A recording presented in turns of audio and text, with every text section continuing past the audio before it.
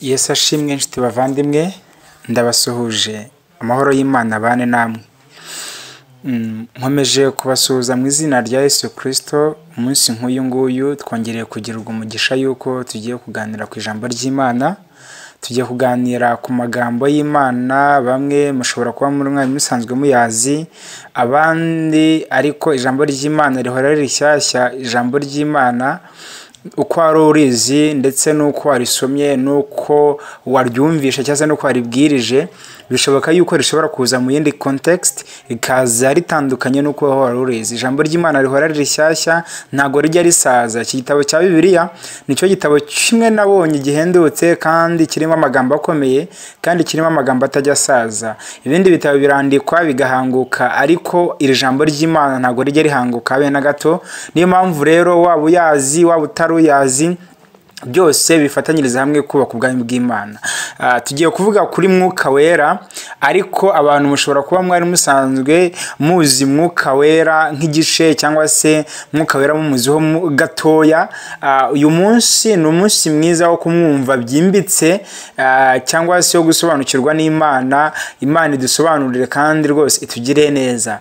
Tugiye kuvuga kuri Mwuka Wera. Ese Mwuka Wera ubundi ninde? Akora iki mu buzima bw'umuntu? Yaje akora iki? Yamaze kuza se ahindura iki?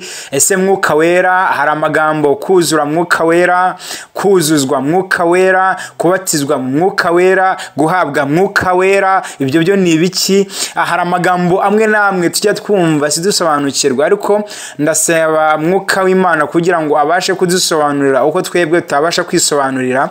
Ese Mwuka Wera ubundi ni iki? Turuze gusoma amagambo atandukanye, ariko amwe turayavuga kubera kubw'impamvu y'akazi y'iminota itoroshye. Tuzajya tugenda tuyivuga tutayisomye. Hano muri Yohani ibice 14 umurongo wa 15, Yesu Kristo yarabwiye nimunkunda muzitondera amategeko yanjye, nanjye nzasaba Data nawe azabaha undi mufasha wo kubana namwe ibihe byose. Niwe Mwuka w'ukuri. Ntibishoboka ko ab'isi bamuhabwa kuko batamurora kandi batamuzi, ariko mwebweho muramuzi kuko abana namwe kandi azaba muri mwe. Sinzabasiga nk'imfubyi, ahubwo nzazaho muri. Hanyuma mbere yuko tugira ikindi cyo tuvuga, uyu Mwuka Wera Kristo yavuze yuko abana nabo. ukibaza azabaha mwuka wera cyangwa se azohereza umufasha kandi yarasanzwe ari kumwe nabo.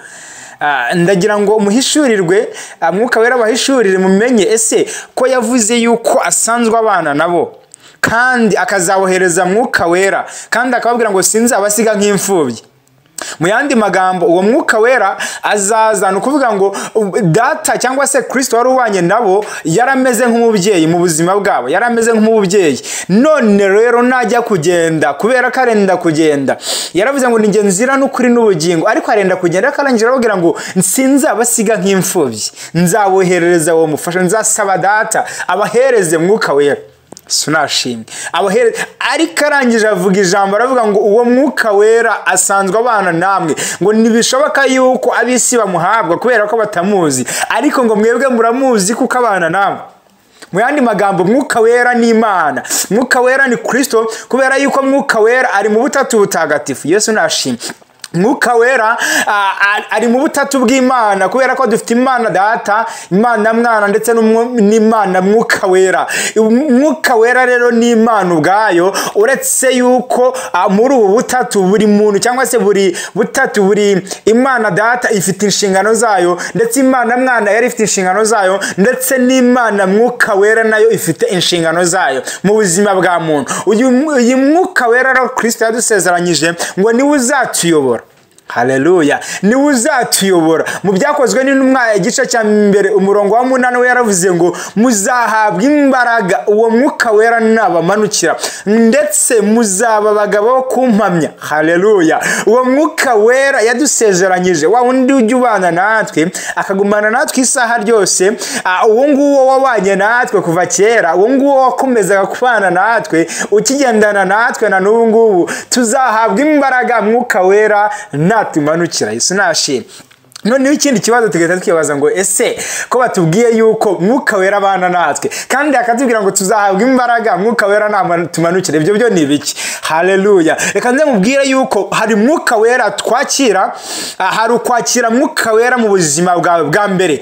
Ni wa munsi ubuteye intambwe ukavuga ngo nakiriye Kristo nk'umwami n'umukiza mu bugingo bwanjye, nemeye ko ubuzima bwanjye ntekiyobora ahubwo ngiye kuyoborwa na mwuka wera. Icyo gihe uwo wakiriye mwuka wera ku gice cya mbere, sinashimye, wakiriye mwuka wera kuri etape ya mbere, wakiriye mwuka wera mu buryo bwa mbere, ariko ni wa mwuka wera uza kukuyobora akakwemeza akagutsinda mu mutima. Sunashimye. Uwo ni wa mwuka wera uri buze kugutsinda akakwemeza iby'icyaha, akakwemeza yuko Yesu Kristo yaje gupfira ubugingo bwawe ukabasha kwemera Kristo nk'umwami n'umukiza mu bugingo bwawe. Uwo ni we mwuka wera uza bwa mbere mu buzima bwawe. Sunashimwe. Uwo mwuka wera twamugereranya, reka nze mugereranye nk'amavuta. Hari amavuta basiga cyangwa se hari amavuta basigaga ibibembe mu isezerano rya kera. Usomye muri Yesu muri Samuel wa mbere usanga ko hari amavuta basigaga babembe. Ni amavuta basiga umuntu ufite ibyaha, cyangwa se mu yandi magambo ni umwuka wera uza kuri etape ya mbere ukuraho bya bibembe byacu.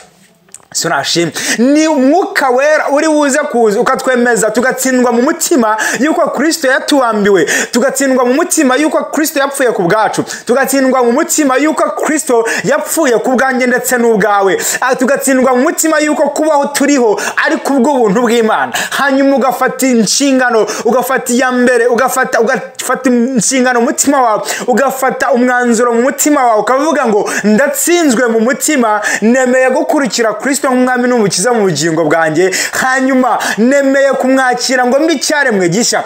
Paulo we yaravuze ngo iyo umuntu yakiriye Kristo nk'umwami n'umukiza mu bugingo bwiwe abahindutse cyaremwe gishya. Ni koko ibya kera biba bishize. Sunashimwe. Ni cya gihe uba wemeye kwinjira mu nkuge. Sunashimwe. Ni igihe uba wemeye kwinjira mu nkuge, ukemera kwinjira mu nkuge, ubunyamaswa wari ufite muri wowe bukagenda. Twibukiranye yuko Nowa yubaka inkuge cyangwa se Nowa akorera nkuge nta kindi kintu yakoresheje. Yesu nashimwe. Yafashe inkuge arayubaka, ariko yashyizemo inyamaswa zitandukanye, ashyiramo ingurube, ashyiramo imbwa, ashyiramo ihene, ashyiramo intare. Ni ukuvuga ngo buri nyamaswa yose yari irimo. Kandi mwibuke yuko nimba haragiyemo ipusi hagiyemo n'imbeba, kandi imbeba itunze ipusi. Mu yandi magambo ipusi ibaho kubera yuko yari imbeba. Sinashimwe mu bitabo twasomye nta gitabo kiza kitubwira yuko Nowa yigeze ashiramo inkuge mu nkuge ngo ashiremo imbeba nyinshi zizagaburira ya mapusi yacu, ahubwo yashyizemo ibizira ngo byari bibiri bitazira ari 7 hanyuma nukuvuga ngo nimba haragiyemo ipusi ebyiri hagiyemo n'imbebe ebyiri. Mu yandi magambo izo mbebe ebyiri zavuyemo uko zari zimeze kubera ko hari hagiyemo ikigabo ndetse n'ikigore. Iyo hagira imbeba imwe yariwe n'ipusi ntago tuba tubona imbeba. Mu yandi magambo bishatse kuvuga ko ikigabo n'ikigore byose byinjiye mu nkuge niko byavuyemo. Hari ubwo iyo umukristo rero amaze kwinjira muri wo, iyo umaze kwinjira mu nkuge ariyo Kristo, ariko kagakiza kambere tuvuga ari we wa Mwuka Wera uza kukwemeza iby'icyaha, ugatsindwa mu mutima wawe, ukemera kwakira Kristo mwami n'umukiza mu bugingo bwawe, ukemera kwakira Kristo mwami n'umukiza mu bugingo bwawe, uba wakiriye Kristo cyangwa se uba wakiriye Mwuka Wera ku buzima bwawe, uba wakiriye Mwuka Wera kugira ngo akuyobore, uwo wakiriye Mwuka Wera kugira ngo ayobore ubuzima bwawe. Ijambo ry'Imana ryarambwiye ngo abayoborwa n'Umwuka nibo bana b'Imana. Icyo gihe ntago ubukiyobora ukundi, ahubwo ubukiyobora ntago nkiyobora ukundi, ahubwo nkora iby'Umwuka Wera yishakira. Sinashimwe. Iyo ni etape ya mbere yo kwakira Mwuka Wera mu buzima bwawe. Hari etape ya kabiri rero nshaka kugira ngo tuvugeho, ni etape yabaye ku ntumwa. Sinashimwe. Yesu Kristo yari yababwiye akimara kuzuka mu minsi 40 yamaranye n'abigishwa, yarabwiye ngo icyakora baramwaje ngo se data nicyo gihe cyo kugenda, nicyo gutwara itorero, nicyo gihe ugiye kugenda ugasubira iwawe. Ambwira ngo ntabwo ari ibyanyu byo kumenya. Haleluya. Ntabwo ibyo ari ibyanyu, ibyo ntabwo bibareba rwose, ntabwo bibareba kubera yuko ariko rangira arabwira ngo icyakora mugume hano mu murwa, murindire mu murwa. Sinashimwe. Murindire mu murwa, mugume Yerusalemu, murindire icyo nasezeranye na data, murindire icyo nabasezeranyije muzagihabwa. Cyo namara kuza wa Mwuka Wera azabahereza imbaraga, ngo icyakora muzahabwa imbaraga wa Mwuka Wera nabamanukira, kandi muzaba abagabo bo kumpamya Yudaya hose, Isamariya ndetse no kugeza ku mpera y'isi. Muzaturukana i Yerusalemu, mujye Yudaya, mujye ni Samariya, mugere no ku mpera y'isi. Uwo ni Mwuka Wera ku rwego rwa kabiri. Sinashimwe. Hari Mwuka Wera wabanye nabo ariko bakiri mu mwijima. Ni wa Mwuka Wera wo kwemera kugendana na Kristo, ni wa Mwuka Wera wo kwemera kuyoborwa nawe. Umuribuka yuko abigishwa ba Kristo baragendanaga, aho bagiye hose bakajyana. Ariko icyo gihe uribuka ko abafarisayo baramubajije ngo ese kwiyiriza ubusa n'ibiki, ariko Yesu Kristo arababwira ngo nabo icyo hari igihe baziyiriza ubusa kubera yuko ntago bakwiriza ubusa nkihari. Of course ntago bari kwiriza ubusa, Kristo agihari akibana nabo, ariko yarababwiye ngo nimara kugenda bazabonye inshingano nshyashya, ariko bazahabwa n'imbaraga zo gukora uwo murimo, wo gusohoza uwo murimo. Ababwira ngo muzahabwa imbaraga, Mwuka Wera nabamanukira. Uwo ni etape ya kabiri, Mwuka Wera amanukira mu buzima bw'umuntu. Haleluya. Umuntu agatangira guhabwa imbaraga za Mwuka Wera, umuntu agatangira guhabwa impano. Hano duhita tubonamo impano, duhita tubona kuzuzwa na Mwuka Wera, noneho kuzuzwa n'Umwuka Wera. Sinashimwe. Aha niho birahita bizira. Abigishwa cyangwa se intumwa bari mu cyumba cyo hejuru arabanije 20, ariko ngo buri muntu wese wari uri mu cyumba yatangiye kuvuga izindi ndimi nshyashya, hanyuma mwibuke yuko Yesu Kristo arabwiye ngo muzabagaho kumpamya Yudaya, guhera Yerusalemu, Yudaya, Isamariya ndetse no kugeza ku mpera y'isi. Hanyuma ikintu cyabaye ni giki? Yesu Kristo yemeye yuko Umwuka Wera bamanukira ku munsi wa Pentekote. I Pentekote reka nyivugeho gatoya.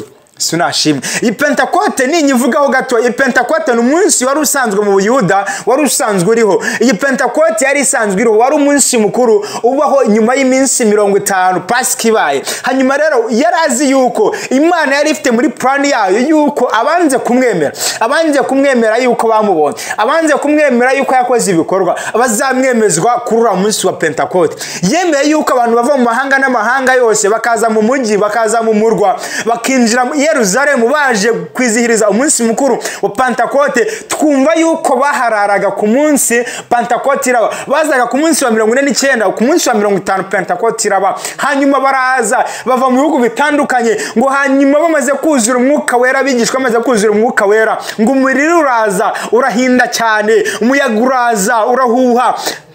Sinashimwe mwuka imiyaga uraza urahuha, abantu batangira kuzuzwa umwuka wera, ngo batangira kuvuga indimi nshya, ngo nkuko umwuka wera yazibahaye.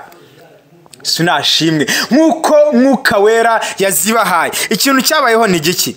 Sinashimwe ngo batangiye kuvuga indimi nshya, batangira kuvuga indimi nshyashya nkuko umwuka wera yazibahaye.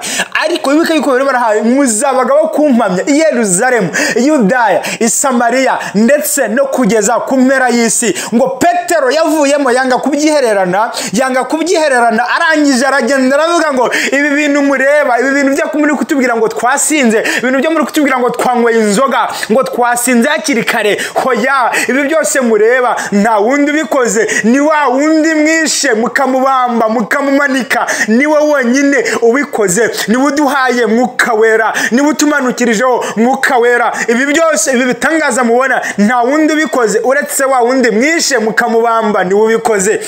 Sinashimwe ngo arangije aravuga ngo mwihane kuko ubwami bw'ijuru ari bwegereje kandi buraje vuba, mwihane. Petero atangira kwigisha aravuze ngo mwihane, Yohana atangira kwigisha aravuze ngo mwihane, Kristo atangira kwigisha aravuze ngo mwihane. Kwihana ku Mukristo, kwihana ibyaha, kwihana kwakira Kristo umwami ukiza mu bugingo bwawe, ugatangira kuyoborwa ya etape ya mbere, ukemera kwizera, kwemera kugendera mu mwuka wera, ukemera kuyoborwa na mwuka wera, kukayoborwa n'umwuka ari bo bana b'Imana. Kandi niwe nzira y'ukuri ndetse n'ubugingo, nta ujya kwa data atamujyanye. Niwe nzira ndetse n'ukuri ndetse n'ubugingo, nta uzajya kwa data wa twese adaciye muri iyo nzira. Kandi iyo nzira twarayibonye, ni inzira ifunganye. Iyo nzira abayicamo ni bake. Iyo nzira ni inzira y'agakiza, iyo nzira ni inzira y'umusaraba, iyo ni inzira yo gukiranuka, iyo ni inzira yo gukiranuka. Haleluya. Iyo ni inzira y'urukundo, iyo ni inzira y'urukundo. Ngo abayoborwa n'umwuka nibo bana b'Imana. Ngo cyakoza abamwemeye bose bakizera izina rye, yabahaye ububasha n'ubushobozi bwo kwitwa abana b'Imana. We ni wa muntu wamaze kwemera Kristo agahinduka icyaremwe gishya. Ariko hari etape ya kabiri yo guhabwa imbaraga, yo kuzuzwa umwuka wera muri wowe, ugatangira gukora ibitangaza mu izina ryiwe. Kristo aravuze ngo simbasize nk'imfubyi, nzabohereza umufasha, we niwe mwuka wera, we niwe uzabamenyesha ibyo gukora, we niwe uzabayobora, we niwe uzabahereza impano, we niwe uzatuma mukora ibyo nakoze ndetse n'ibyo ntigeze nkora, kubera ko muzaba muri kumwe na mwuka wera. Ubutumwa bwiza uko bwanditswe na Matayo ibice 28, reka tuwasome gatoya. Ibice 28 umurongo wa 19. Murongo wa 19 haranditswe ngo nuko mugende muhindura abantu bo mu mahanga yose, abigishwa mubatize mu izina rya data wa twese n'umwana n'umwuka wera, mubigisha kwitondera ibyo nababwiye byose, kandi dore ndi kumwe namwe iminsi yose kugeza ku mperuka y'isi. Yesu Kristo aduhana umugisha. Yesu Kristo ari kumwe natwe kugeza ku mperuka y'isi, kugeza isi irangiye, kubera ko yatwereje umufasha, uwo niwe mwuka wera. Kandi ntibishoboka yuko abisi bamuhabwa kubera ko batamuzi, ariko twega turamuzi kubera yuko abana natwe, kubera yuko yabanye natwe, twega turamuzi.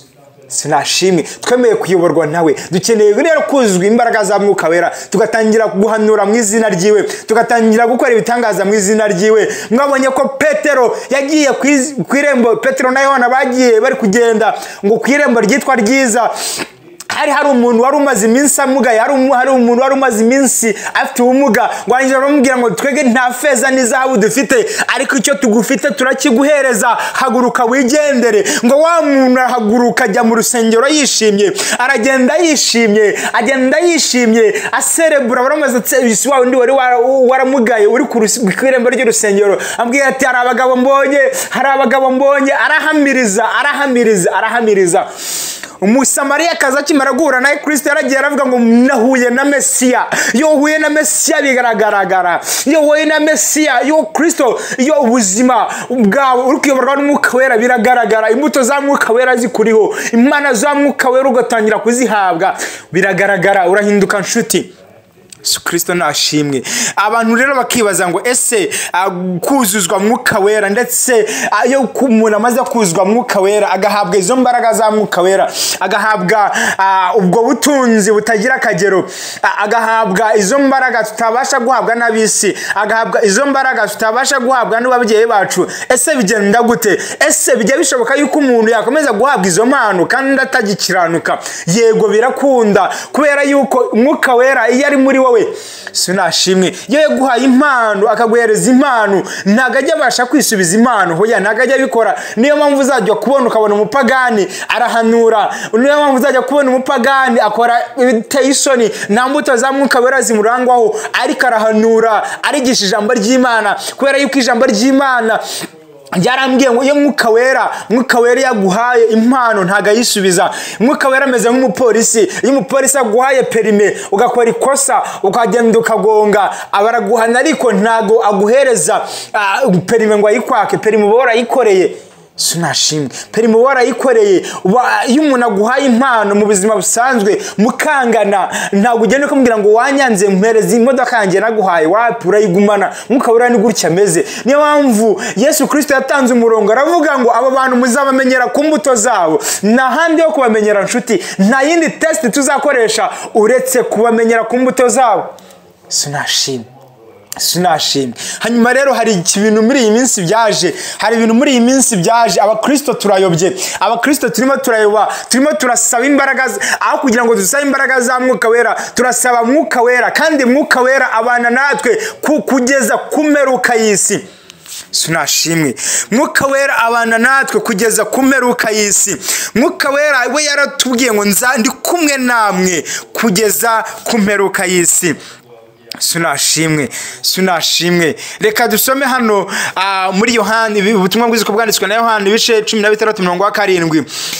Haranditswe ngo ariko ndababwira ukuri yuko ikizagira icyo kibamarira ari uko ngenda, kuko nintagenda umufasha atazazaho muri, ariko ningenda nzamuboherereza. Yesu Kristo aduhana umugisha. Yesu Kristo yarimo avuga ati cyaba kiza kuri mwebwe nuko njyewe ngenda, kubera ko nintagenda umufasha ntazaza. kandi umufasha, mwibuke yuko twari tuzahabwa umufasha, twari tuzahabwa imbaraga, ariko Mwuka Wera cyangwa se ari uko umufashaje.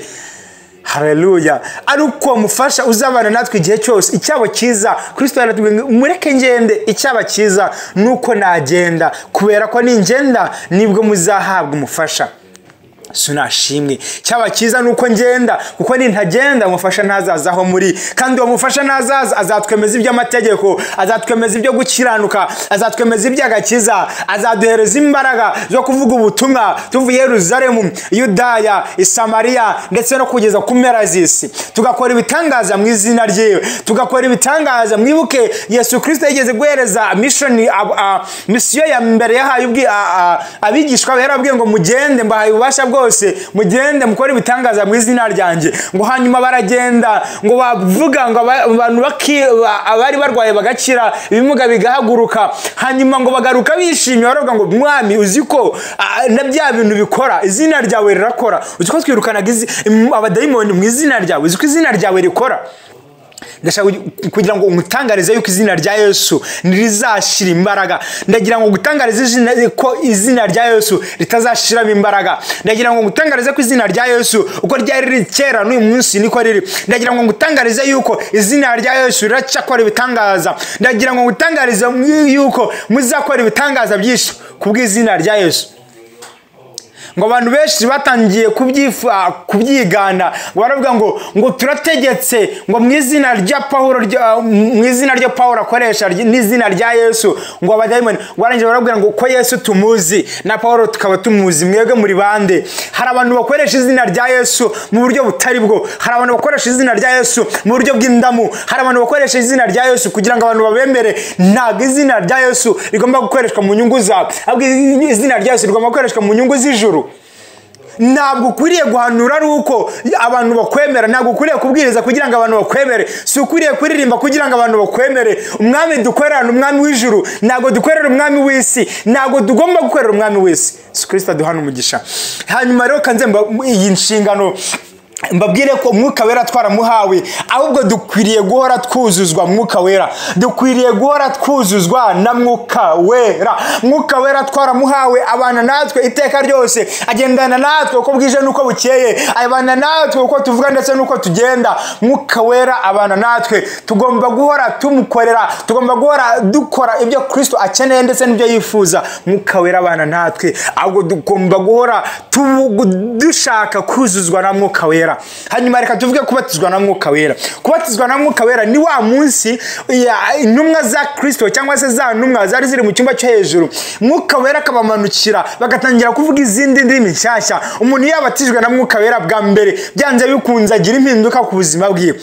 Hano ugahita wibaza ngo ese abantu tubona bikubita hasi buri munsi, abantu tubona bavuga ngo fire bagakubita abantu hasi, ese wizera nizo mbaraga za mwuka wera? Hoya, imbaraga za mwuka wera iyo zije, yego hari ikintu gihinduka ku buzima, ariko abantu muri iyi minsi barimo baritira izina rya mwuka wera, barimo baritirira imbaraga za mwuka wera, bagatangira kwigana ibyo babonye ndetse n'ibyo bakopiye ahandi, bagatangira kwigana. Ndagira ngo ngutangariza yuko Satani afite imbaraga zo kwigana imbuto, afite imbaraga zo kwigana impano z'umwuka wera, ariko ntago afite imbaraga zo kwigana imbuto za mwuka wera. Niyo mpamvu Kristo yavuze ngo muzabamenyera ku mbuto zabo. Uwo muntu wikubita hasi, uwo muntu utitira, ntago gutitira aribyo bigaragaza ko afite mwuka wera, ntago ari uko abwiriza neza ko aribyo bigaragaza ko afite mwuka wera. Byashoboka ko mwuka wera yabonye ko ayoborwa n'umubiri akigendera, agasigara ku izina ry'umuhanuzi, ariko mwuka wera yarigendeye. Ahubwo muzabamenyera ku mbuto zabo, kubera yuko Satani ajya abasha kwigana izo mpano. Satani ajya abasha kwigana impano za mwuka wera. Satani ajya abasha kwigana impano y'uburirimbyi. Tuzi ko Satani yari umuririmbyi uhambaye mu ijuru. Satani ajya abasha kwigana impano y'ubuhanuzi, agahanura, akabasha kureba ibiri imbere, ariko ntago ajya abasha kwigana imbuto. Niyo mpamvu Kristo yatanze umurongo aravuga ngo muzamenyera ku mbuto zabo. Ese ukibaza ngo izi ndimi zose twumva kuri iyi si, izi ndimi twumva zimeze gute? Ndagira ngo ngutangarize ko hari indimi z'uburyo bubiri. Hari indimi umuntu avuga z'isi ariko aziheshejwe na mwuka wera. Hari indimi Petero yavuze ku munsi wa Pentekote, abantu 3,000 barakizwa. Ndagira ngo nkubwire yuko Petero atavuze indimi 3,000, ahubwo yavuze ururimi rumwe rw'iwabo, ahubwo abantu bakazumva mu ndimi zitandukanye. Izo ni indimi Petero yavuze ziri evangelical, nukuvuga ngo n'indimi zivuga butumwa, ukavuga ururimi, ariko nikuvuga ngo muri tekinoloji y'Imana cyangwa se mwivuga butumwa ry'Imana, muri mwikoranabuhanga ry'Imana, yo yahitaga iri translating buri muntu akaryumva mu rurimi rw'iwabo. Sinashimye akabyumva mu rurimi rw'iwabo. Niyo mpamvu Petero wiwe yakoresheje urwo rurimi, abantu benshi bakumva mu ndimi ziwabo. Hanyuma rero kanze mubwira ngo izo ndimi twumva, hari indimi zo mu ijuru, abantu bakuvuga indimi, ariko muri iyi minsi abantu batangiye kwigana indimi kugira ngo ngiye nkwemere, kugira ngo abantu tukwemere yuko urenze. Ariko nzi nkubwire ngo muri iyo minsi Kristo azavuga ngo mumve imbere sinigeze mbamenya mwandyarya. Kristo aduhana umugisha. Ndagira ngo mwabavuga butumwa mwe, ndagira ngo mwabahanuzi b'Imana mwe, ndagira ngo mbatangarize yuko imbaraga twahawe atari zo kwihimbaza, ahubwo ari zo guhimbaza umwami wo mu ijuru. Imbaraga twahawe ntago ari zo guhimbaza twebwe, ahubwo ni zo guhimbaza Yesu Kristo. Ndagira ngo rero musobanukirwa yuko umwuka wera ntago atumanukira ku munsi wa Pentekote gusa, ahubwo umwuka wera n'ubu yakumanukira. Nta kindi uretse gusenga. Keep praying, gukomeza gusenga, gukomeza kugira ibihe byiza, ni gukomeza kuzuzwa imbaraga za mwuka wera, guhabwa impano zitandukanye. Gukomeza gusenga ni guhabwa impano z'umwuka wera. Komeza usenge ubudasiba, komeza wuzuzwe iteka ryose, ubundi uhabwa impano za mwuka wera, kandi utangire kwamamaza ubutumwa bwiza bw'agakiza. Yesu Kristo aduhana umugisha. Simwibagirwe gutanga ibitekerezo byanyu aho haba hari ikibazo cyangwa se igitekerezo. Ni byiza yuko mukatubwira ibibazo mwagize ndetse n'ibitekerezo, tukabaza mwuka wera akadusobanura. Yesu Kristo aduhana umugisha. Reka dusenge. Mwami turagushimye, tugushimye ko ari waduhaye mwuka wera, tugushimye ko ari waduhaye ubuzima, tutagufite nta buzima, nta buzima, nta buzima, nta buzima Yesu, nta buzima. Tuba tubayeho gute tudafite umucunguzi, tudafite umurengezi w'ubugingo bwacu ariwe mwuka wera? Atubwira ngo uzabana natwe kugeza kumeruka y'isi, komeza tuyobore, turinde kuyoborwa n'umubiri kugira ngo mwuka wera atagendera. Kubera ko umuririmbyi yarawuririmbye aravuga ngo byashoboka kuko mwuka wera yabonye yuko usigaye uyoborwa n'umubiri akigendera. Turasaba kugira ngo dukomeze tuyoborwe na mwuka wera, mwamubashe kuduhereza imbuto za mwuka wera, impano za mwuka wera, tugume twuzuzwa na mwuka wera. Urakoze mwami kuri mwiza, ishimwe ni ryawe kandi ushyirwe hejuru.